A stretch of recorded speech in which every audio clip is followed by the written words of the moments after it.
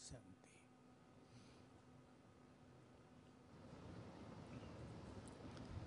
हम सभी पूर्वज हैं। आज इस पे चर्चा करेंगे। हैं सभी पूर्वज? कौन कौन पूर्वज बैठे, जरा हाथ उठा दो। इतने पूर्वज तो यहीं हैं। अच्छा, तो हम बहुत बड़े हैं और जीवन में आने वाली बातें बहुत छोटी हैं। पहला प्रयोग करेंगे इसका। हम बहुत बड़े हैं। पूर्वज, बाप समाज, ये सुंदर संकल्प हमें बातों के प्रभाव से मुक्त करेगा। बहुत ध्यान देंगे इस पर। इसको अपनी गुड फीलिंग में लाएंगे। अब हम पूर्वज हैं और हमें करनी है सबकी पालना। बढ़ाएंगे इस अभ्यास को। इससे अपनी स्थिति स्वतः ही बहुत सुंदर रहेगी।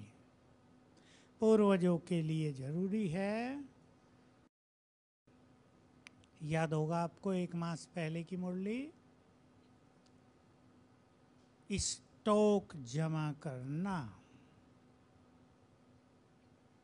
याद करें। बाबा ने कहा किसी का परिवार बड़ा होता है तो बचत का बहुत ध्यान रखा जाता है। सब बड़े बड़े बैठे हैं परिवार वाले, है ना। हमारा परिवार भी ये सारा संसार है। हमें सबकी पालना करनी है तो बचत भी करनी है, स्टॉक भी जमा करना है। चिंतन करेंगे आज स्टॉक किन किन चीज़ों का जमा करना है, बचत किन किन चीज़ों की करनी है। पर इससे पहले एक बहुत सुंदर फीलिंग में सब चलें। हम पूर्वज हैं, हमें सबका कल्याण करना है, हमें सबको गुड वाइब्रेशंस देने हैं। तो क्या हम किसी के लिए ईर्ष्या रख सकते हैं? क्या हम किसी को नीचा गिराने की सोच सकते हैं? क्या हम किसी का अपमान करेंगे? सोचना है सभी को। क्या हम किससे बदला लेंगे? सब तो हमारे अपने हैं। तो जैसे हम पूर्वज की फीलिंग को बढ़ाएंगे, ये परिवर्तन हो जाएगा। इस एक ही अभ्यास से ये बहुत सारे काम होंगे बहुत अच्छी तरह। तो बहुत ज़्यादा बढ़ाना है। मैं पूर्वज हूँ। बचत करनी है किस किस में बताएंगे आप। बहने बोलें किस किस में बचत करनी है? समय, जो समय विश्व कल्याण में लगाया जा सकता है, जो समय स्वयं को संपूर्ण बनने में लगाया जा सकता है, उस समय को छोटी छोटी बातों में नहीं लगाना है। सभी एकांत में बैठकर इस तरह का चिंतन करेंगे। दूसरी बचत, भाई बोले हाथ उठा के बोलेंगे।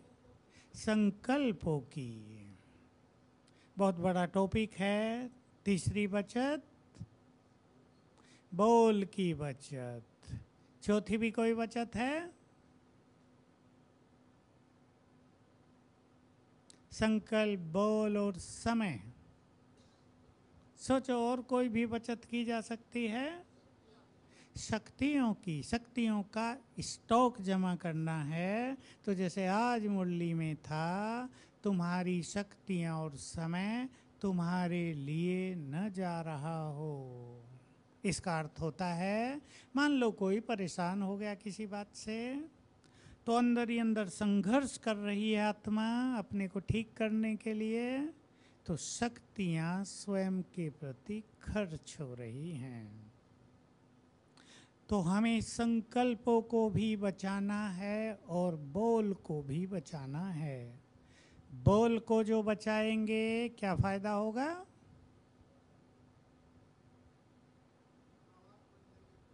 हैं?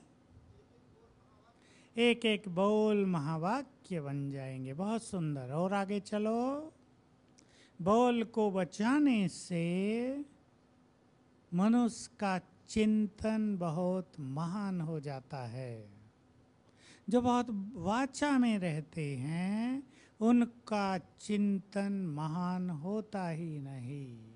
जो बहुत वाचा में रहते हैं वो एकांत का आनंद नहीं ले सकते। एकांत में उनको बोरियत हो जाएगी। साइलेंस रखना उनके लिए भारी हो जाएगा। इसलिए बोल की कैसी बचत करेंगे? जहाँ 50 बोल बोलने हैं वहाँ 5 बोल। सार युक्त वाणी, तो बोल की सिद्धि प्राप्त होने लगेगी। बोल में प्रभाव आ जाएगा।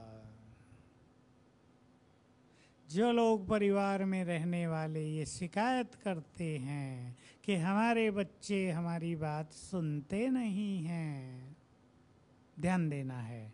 जो ज़्यादा बोलते हैं उनके बोल में प्रभाव कम रहता है।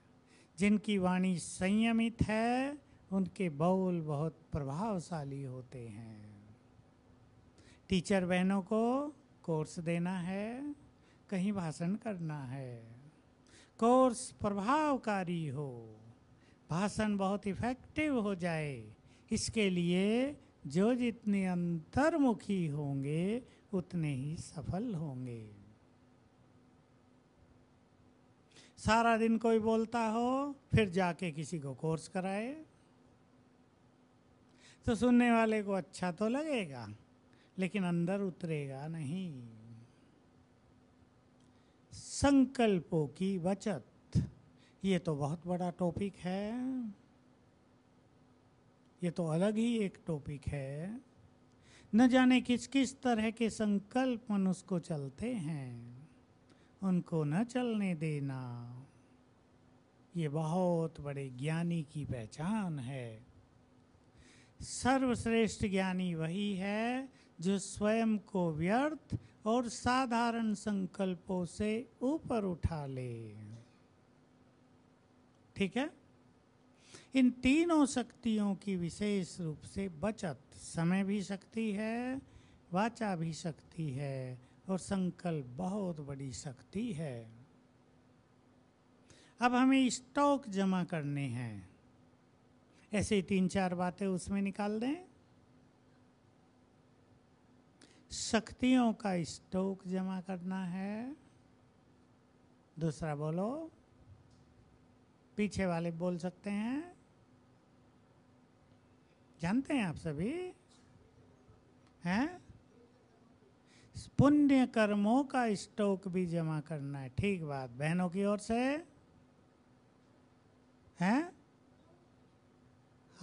हाथ उठा के बोलो। गुणों का नहीं, स्टॉक जिसे बाबा कहते हैं, जो शक्ति हैं हमारी, जिसके द्वारा हमें संसार को देना होगा।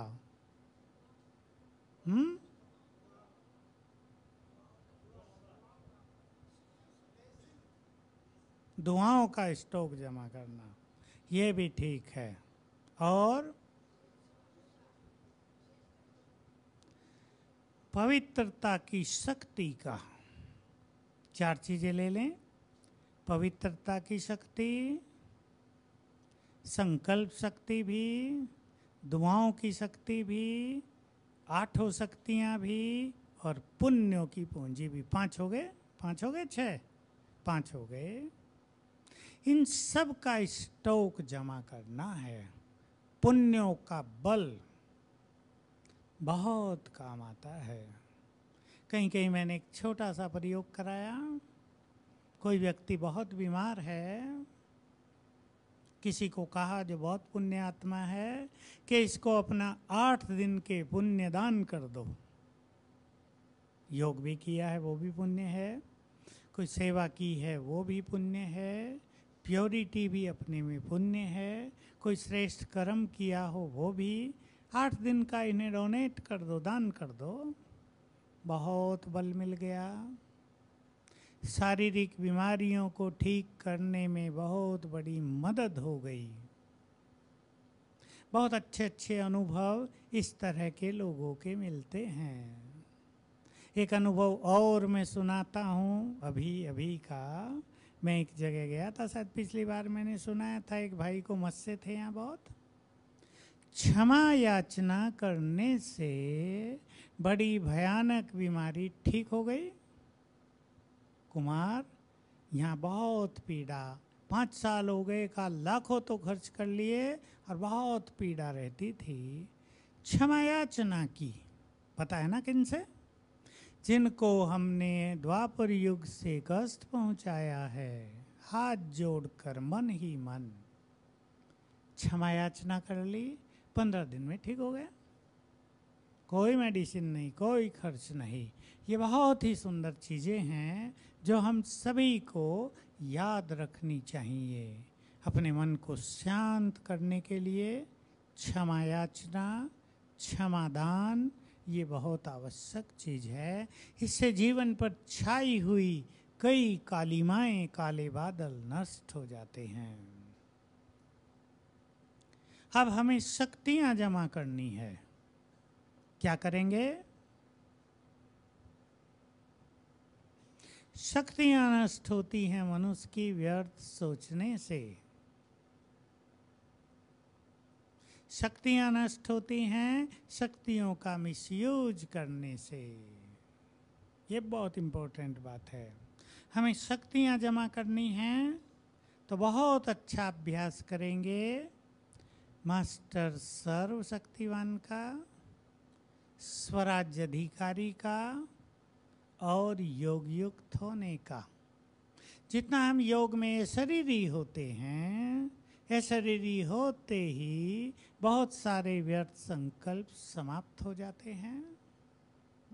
आज की मुरली याद होगी, 1 सेकंड का पेपर होगा अंत में, याद है? 1 सेकंड में जो देह भान से न्यारे होंगे उन्हीं की सर्वश्रेष्ठ स्थिति मानी जाएगी। वही देह से सेकंड में मुक्त होकर बाबा के साथ घर जाएंगे। याद होगा आज आपको, आज की मुरली से अश्रतन माना, 8 शक्तियाँ, याद है? आया याद कुछ?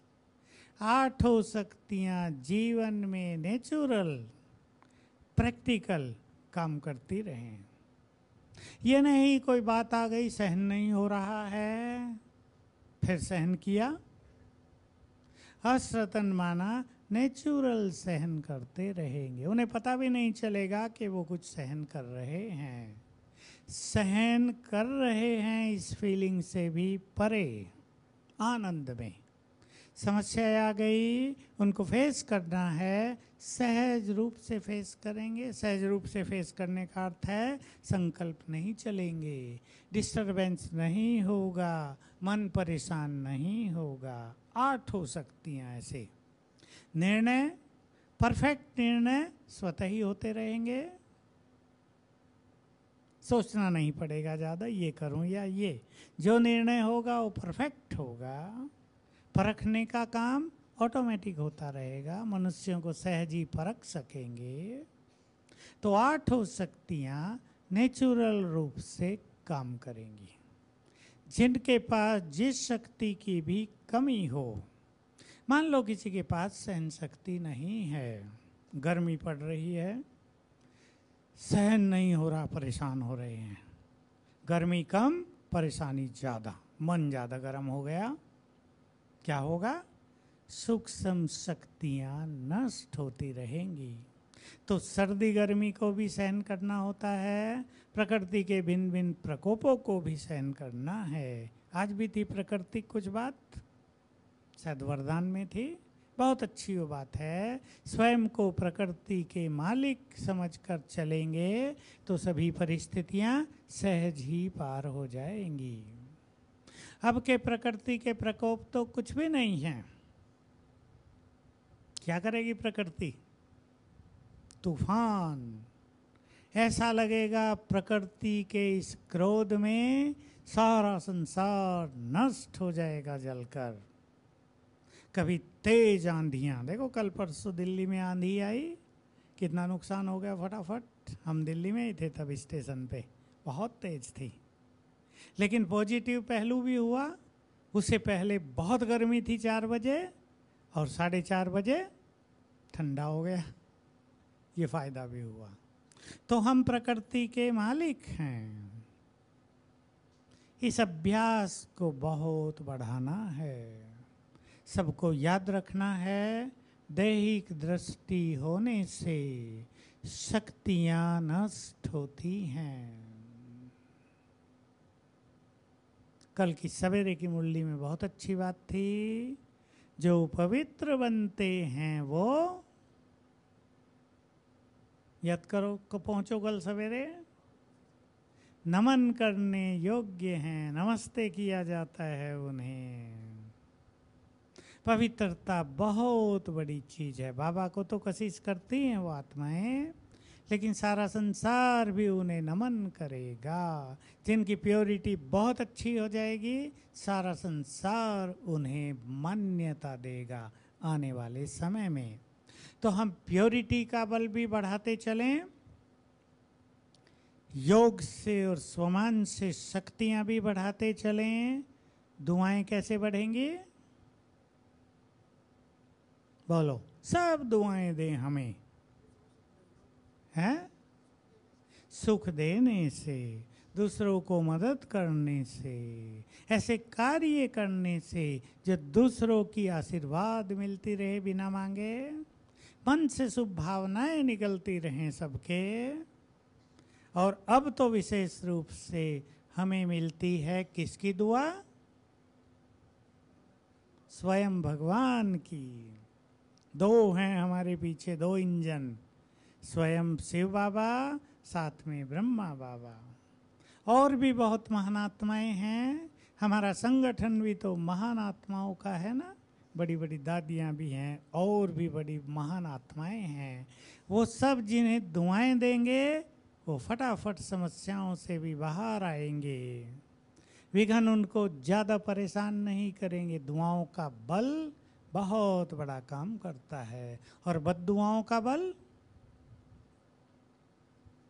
कहानियाँ हैं बहुतों की कहानियाँ हैं। एक को जरा सी चोट लगी इधर और उसने आंखों का कष्ट भोगा 6 मास।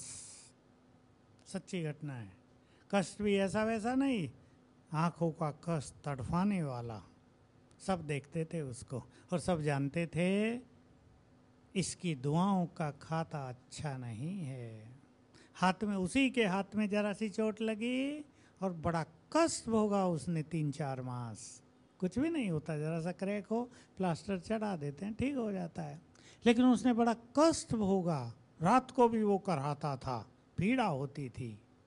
जिनके साथ दुआएं बहुत हैं वो बड़ी बड़ी शारीरिक परीक्षाओं को भी सहज पार कर लेते हैं।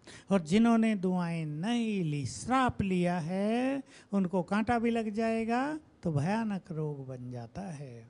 इसलिए हमें दुआएं देनी भी हैं, प्राप्त भी करनी है। एक बहुत अच्छी बात बाबा कहा करते थे मुरलियों में, आपको याद आएगी अब। कोई तुम्हें एक बद्दुआ दे, तुम क्या करो? करो याद, उसे 10 दुआएं दे दो। रावण से भी भयानक कोई काला कोयला हो, याद है? उसे भी शुभ भावनाएं देनी हैं। तो क्या होता है, कोई हमें बद दुआएं दे रहा है, उसकी निगेटिव एनर्जी हमारी ओर आ रही है, हम दुआएं देने लगें इसका कल्याण हो, इसे सद्बुद्धि प्राप्त हो, 10 दे दें तो हमारी गुड वाइब्रेशंस की शक्ति उसकी निगेटिव एनर्जी को नष्ट कर देगी, वो हम तक आएगी नहीं। इसलिए आपने सुना हो, बाबा की भी कहानियां हैं कई, कि किसी गुरु ने अपनी शिष्या को श्राप दे दिया तुम्हें ये होगा, ब्रह्मा कुमारियों में चली गई, अब तुम ऐसे ऐसे मरोगी। अब वो तो परेशान हो गई माता जी, क्या करें। बाबा के पास आई, अव्यक्त हो गए थे बाबा। बाबा को बताया कि बाबा गुरु नाराज हो गया है और मुझे ऐसा ऐसा श्राप दिया है सबके बीच में, बिल्कुल बड़े पावरफुल ढंग से। मैं तो डर गई हूँ। बाबा ने क्या उत्तर दिया होगा, हमारी सामने की बात है। बाबा ने कहा, सोचोगी तो हो जाएगा, नहीं सोचोगी कुछ नहीं होगा। सोचना माना हम उसे रिसीव कर रहे हैं, स्वीकार कर रहे हैं कि गुरु ने कह दिया अब तो हम गए। तो बैड एनर्जी हमें आ रही है और हमने रिजेक्ट कर दिया। हमारे साथ तो भगवान है, कोई गुरु क्या करेगा, तो वापस चली गई। तो हमेशा कोई हमें बद्दुआएं दे, हम रिटर्न में 10 दुआएं दे दिया करें। सबको काम आएगी ये प्रैक्टिस। इससे अपना चित्त भी बहुत शांत रहेगा। हमें पुण्य कर्मों का खाता भी बहुत बढ़ाना है। सभी इस बात पे बहुत ध्यान देंगे। दुआएं, पुण्य कर्म। पुण्य कर्म भी मनुष्य के मित्र बनकर समय पर उसकी जीवन नैया को पार लगा देते हैं। और जिनके पास पुण्यों का खाता नहीं है, क्या हो रहा है आजकल, देखो आप भी देख रहे होंगे, मैं तो बहुत अच्छी तरह देख रहा हूँ, युवकों के बीच डिप्रेशन बढ़ता जा रहा है। युवकों में, जिन्होंने वो अभी तो लगेगा ना कुछ पाप किए ही नहीं, अभी तो पढ़ रहे हैं केवल, ज़्यादा पाप तो नहीं किए, डिप्रेशन बढ़ता जा रहा है। मैंने आप सभी के सामने ये बात पहले भी रखी है। इस बात को बहुत गंभीरता से सबको लेना है कि जन्म जन्म का जो कुछ आत्मा में रिकॉर्ड है वो अब इमर्ज होना प्रारंभ हो गया है। अब वो समय आ रहा है जब अपने पाप कर्मों के फल से कोई बच नहीं पाएगा। कोर्ट से छूट जाए, जज को पैसा देके, नेता सिफारिश कर दें, पुलिस से भी छूट जाए, लेकिन अंदर जो भर गया उससे कोई नहीं छूटेगा। इसलिए हमें क्या करना है, पुण्यों की पूंजी बहुत बढ़ाते चलनी है और साथ में मन को बहुत प्रसन्न रखना है। सभी ध्यान दें, जो भाई बहनें यहाँ बैठे हैं, सुनते हैं, हर बात को सीरियसली लेना नहीं है, लाइटली लेना है। आया गया पूरा हो गया, जिसको बाबा कहते हैं बेफिक्र बादशाह बनकर रहो। हर बात को सीरियसली नहीं, कुछ भी हो गया, मान लो अपने से भी गलती हो जाए, उसको भी लाइटली लेकर समाप्त करना है, आगे बढ़ना है, अच्छाई सीख कर आगे बढ़ जाना है, तो अपनी गलती भी वरदान बन जाएगी। तो हम इतने खुश रहें कि छोटी मोटी बातें जो इमर्ज हो रही हैं उनका इफेक्ट हम पर आए नहीं।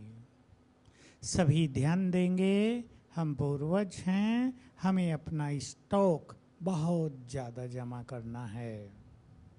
एक बहुत अच्छी प्रैक्टिस रोज करेंगे, पहले वो प्रैक्टिस कराई है, अब और अच्छी तरह करेंगे। मैं पूर्वज हूँ, इस गुड फीलिंग में स्थित होकर अपने चारों ओर लाखों करोड़ों मनुष्य आत्माओं को देखेंगे, चारों ओर, सामने भी, इधर उधर, मन की आंख से, पीछे भी हैं, दूर दूर तक खड़े हैं, और हम सबको दृष्टि देकर वाइब्रेशंस दे रहे हैं। हम उन्हें गुड वाइब्रेशंस दे रहे हैं। ये बहुत अच्छा अभ्यास होगा, रोज एक बार। ये बहुत बड़ा पुण्य है, बाबा की मुरलियों में आ चुका है पीछे नज़दीक में। तुम्हें सारे संसार को दृष्टि देनी है। दृष्टि का महत्व समझ लें सभी, हल्का न लें इसको। आने वाले समय में बहुत सेवा होगी दृष्टि से और वाइब्रेशन से। दृष्टि से ही वाइब्रेशंस भी जाएंगे। जैसे महात्मा बुद्ध का दिखाया ना, उंगली माल डाकू उसके सामने आ गया उसको मारने के लिए। महात्मा बुद्ध चल रहे हैं, वो कह रहा है आप चल रहे हो रुको, और महात्मा बुद्ध ने क्या उत्तर दिया, चल तो तुम रहे हो, मैं तो रुका हूँ। मन रुका हुआ है मेरा, स्थिर है। और उस पर दृष्टि डाल दी, दृष्टि से वाइब्रेशंस चले गए और तेजी से चेंज आ गई अंगुली माल में। केवल शब्दों का प्रभाव नहीं था, दृष्टि का प्रभाव था। श्री कृष्ण की बहुत कहानियों में दिखाया है, राक्षस सामने हैं, मस्तक से लाइट निकलती है, उन सब पे पड़ती है, सब भाग जाते हैं, नष्ट हो जाते हैं।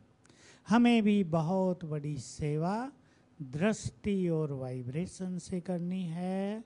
इसके लिए ही फुल स्टॉक शक्तियों का, प्योरिटी का, संकल्पों का, दुआओं का, पुण्य कर्मों का हमें जमा करना है। सभी अपने को तैयार करेंगे। एक और बात कल से प्रारंभ करेंगे। बहन आई है जिसको रिसर्च का फॉर्म भराना है, अच्छा आ जाना आप इधर पीछे से। शैलेंद्र भाई आप भी आ जाना, लेकिन अभी योग करेंगे, योग के बाद आना, योग के बाद। एक और बहुत अच्छी प्रैक्टिस रोज सवेरे हम करेंगे। सूक्ष्म लोक में जाकर बाबा से वरदान लेंगे, तुम विघ्न विनाशक हो। और इसको पक्का कर देंगे, स्वीकार कर लेंगे कि मुझे बाबा से विघ्न विनाशक का वरदान और शक्तियां मिल गई है। देखो, किसी को भी अपने जीवन में ये वरदान प्राप्त करना हो, अटेंशन देंगे। आने वाले समय में हमें सबके विघ्नों को नष्ट करना होगा। अगर ये वरदान लेना है सीरियसली 21 दिन तक, बहुत बड़ी साधना नहीं है। रोज सवेरे उठकर 1-2 मिनट के लिए बाबा से वरदान लेंगे सूक्ष्म वतन में। उसकी प्रैक्टिस आप जानते भी हैं, अब हम करेंगे भी। और सारे दिन में कम से कम 21 बार याद कर लेंगे, बाबा से मुझे विघ्न विनाशक का वरदान मिल गया है। 21 दिन अगर करेंगे तो ये सिद्ध हो जाएगा वरदान। फिर आप जिसे भी दृष्टि देंगे, संकल्प करेंगे इसके विघ्न नष्ट हो जाएं, उसके विघ्न नष्ट होंगे। और ये प्रैक्टिस बढ़ाते बढ़ाते एक समय ऐसा आएगा जब हमें सारे संसार को दृष्टि देनी होगी, जब हमें प्रकृति के विघ्नों से भी संसार को मुक्त करना होगा। तो सभी इसकी बहुत अच्छी प्रैक्टिस करेंगे। हमारे बीच में एक बहन आई है, आप जरा सा खड़े हो जाओ यहीं। पीएचडी कर रही ना आप? पीएचडी कर रही हैं, एमएससी? हाँ, तो इनको राजयोग पर एक रिसर्च पेपर तैयार करना है। इन्होंने कुछ क्वेश्चंस निकाले, 50 हैं तो 50 फॉर्म होंगे। साथ साथ तो ये नहीं भर सकेंगे, दे देंगे इन्हें, ठीक है, क्योंकि साथ भरने में वो जल्दी जल्दी कर देंगे। आराम से भरेंगे, शैलेंद्र भाई को दे देंगे, शैलेंद्र भाई है, आप इनसे कलेक्ट कर लेना।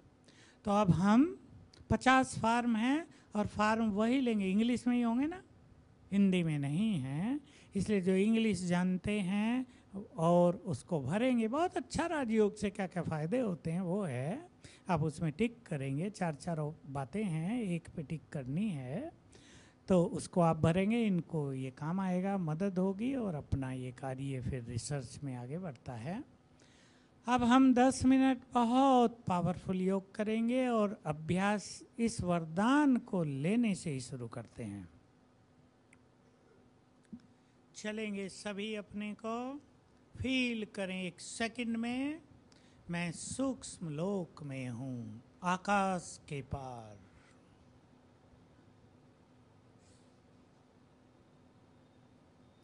यहाँ चारों ओर सफेद प्रकाश है।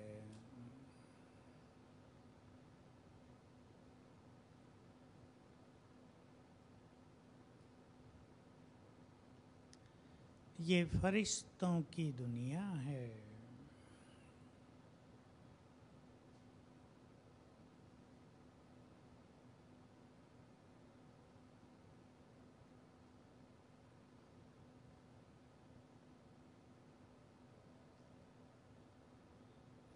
सामने खड़े हैं बाप दादा,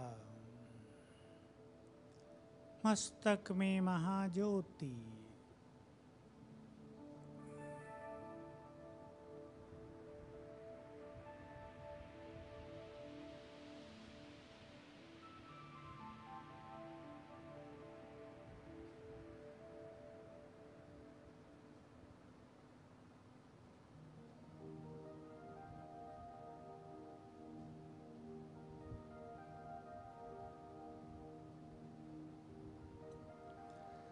बाबा ने मस्तक पर तिलक लगाया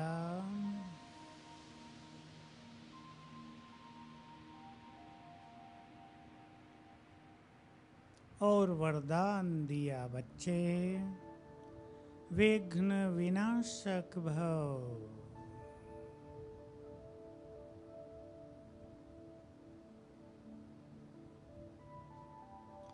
और अपना वरदानी हाथ मेरे सिर पर रख दिया।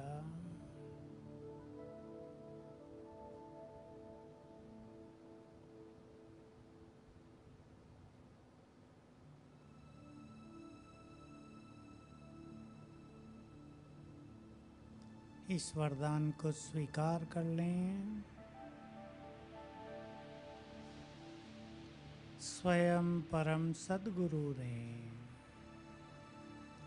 सर्वशक्तिवान वरदाता बाप ने मुझे ये वरदान दे दिया है।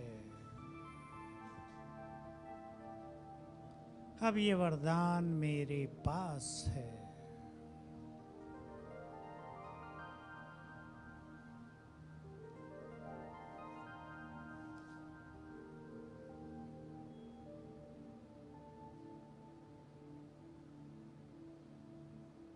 बाबा दृष्टि दे रहे हैं।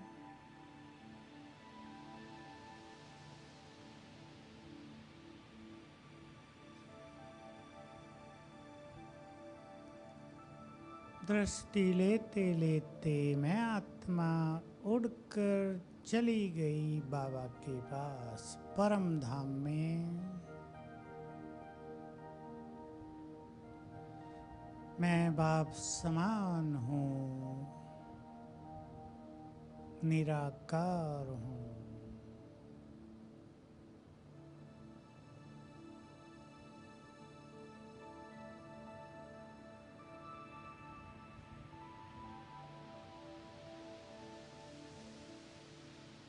ऊपर हैं सर्वशक्तिवान, उनकी संपूर्ण शक्तियाँ मुझ में समा रही हैं।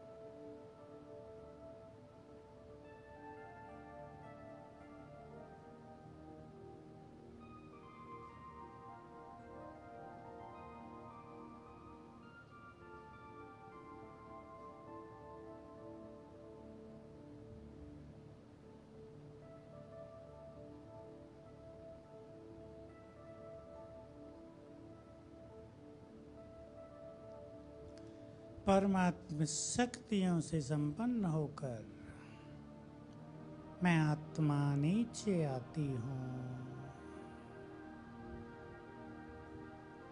भ्रकुटी की कुटिया में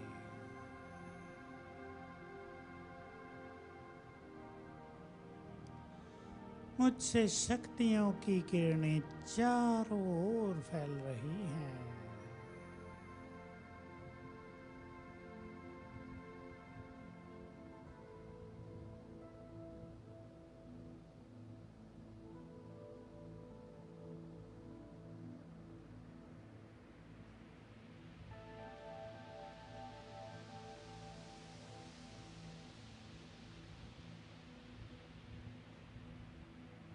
ये देह अलग, मैं आत्मा अलग।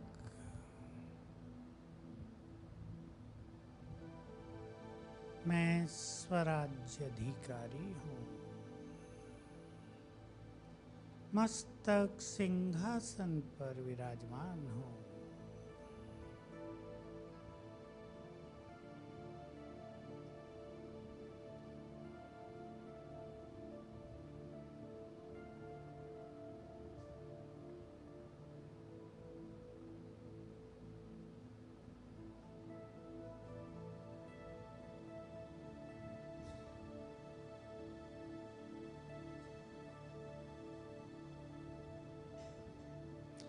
मस्तक सिंहासन को छोड़कर मैं आत्मा फिर से चली अपने धाम।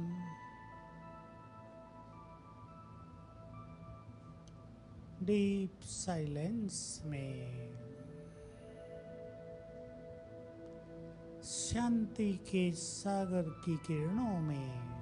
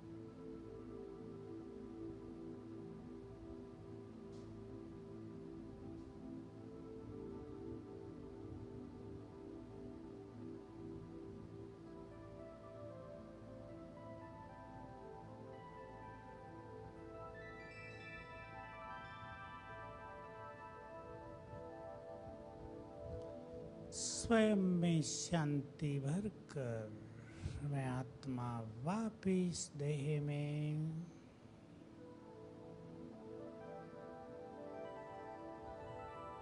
मैंने इस देह में प्रवेश किया है।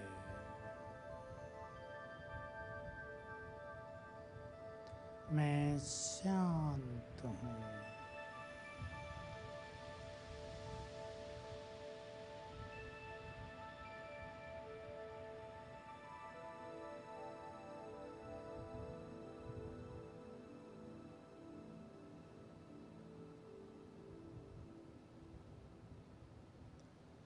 मैं फरिश्ता हूँ। अंग अंग से रंग बिरंगी किरणें फैल रही हैं।